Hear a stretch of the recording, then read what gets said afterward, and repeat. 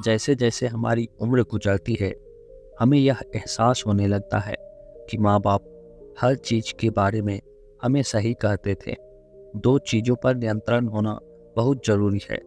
पहला, आमदनी ठीक न हो तो खर्चों पर, और दूसरा, यदि जानकारी ठीक न हो तो शब्दों पर। एक बार भगवान से किसी ने पूछा, तुम भी कमाल करते हो, किसी को इतना खूबसूरत बना देते हो और किसी को इतना बदसूरत बना देते हो, आखिर ऐसा क्यों करते हो? सभी को सुंदर बनाने में तुम्हारा क्या जाता है?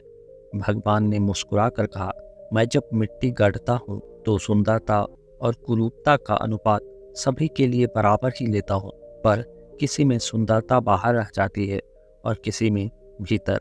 हमेशा इन्हीं ब्रांडेड चीज़ों का इस्तेमाल करें। फोटो के लिए सत्य, आवाज के लिए प्रार्थना, आंखों के लिए दया, हाथों के लिए दान, हृदय के लिए प्रेम, चेहरे के लिए हंसी और बड़ा बनने के लिए माफी। आपको हर वक्त पता होता है कि आपके पास कितनी दौलत है, लेकिन आप ये बिल्कुल नहीं जानते कि आपके पास कितना वक्त है। मैं खुश हूँ इनकी वजह से, मैं उदास हूँ उनकी वजह से। मन की स्थिति का जिम्मेदार दूसरों को ठहरा कर हम अपनी शक्ति को भूल जाते हैं। अब से यह कहिए, मैं उदास हूँ, नाराज हूँ, खुश हूँ, सिर्फ अपनी सोच की वजह से। जब कोई दुख आए तो उसे स्वीकार करके देखो। छोटा मोटा दुख प्रयोग करके देखो, स्वीकार कर लो। ऐसा सोचो ही मत कि मेरे ऊपर कोई विपदा आ गई है। ऐसा सोचो ही मत कि हे परमात्मा मेरे साथ अन्याय कर रहे हैं। शिकायत लाओ ही मत, गिला शिकवा लाओ ही मत। इतना ही जानो कि मैंने कुछ दुख बोए होंगे, इसीलिए उसका फल काट रहा हूँ। गाँव में नीम के पेड़ कम हो रहे हैं और घरों में करवाहट बढ़ती जा रही है। जुबान में मिठास कम हो रही है और शरीर में शुगर बढ़ती जा रही है।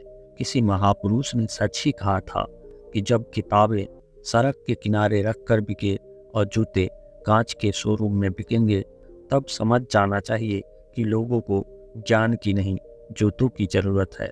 भगवान श्री कृष्ण कहते हैं कि कोई भी व्यक्ति आपके पास तीन ही परिस्थितियों में आता है, भाव से, अभाव से या फिर प्रभाव से।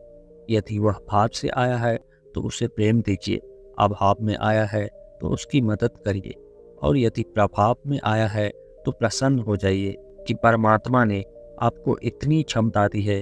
ये जिंदगी है जनाब, कई रंग दिखाएगी, कभी रुलाएगी तो कभी हंसाएगी। जो खामोशी से सह गया वह निखर गया, जो भावनाओं में बह गया वह बिखर जाएगा। यदि पेड़ में उसकी क्षमता से अधिक फल लग जाए तो उसकी डालियां टूटना शुरू हो जाती है, और इंसान को यदि औकात से ज़्यादा मिल जाता है तो वह भी रिश्तों को तोड़ना शुरू कर देता है। नतीजा, आहिस्ता आहिस्ता पेड़ फल से वंचित हो जाता है और इंसान रिश्तों से। ध्यान से सोचना इस बात को, पैसे हैं तो रिश्ते कम हैं, रिश्ते हैं तो पैसे कम हैं। यदि दोनों हैं तो सेहत कम है, और यदि तीनों हैं तो जीवन ही कम है। कहीं कुछ है तो कहीं कुछ कम है। सब कुछ मिलना बहुत कठिन है, अगर है सब कुछ तो यही स्वर्ग है।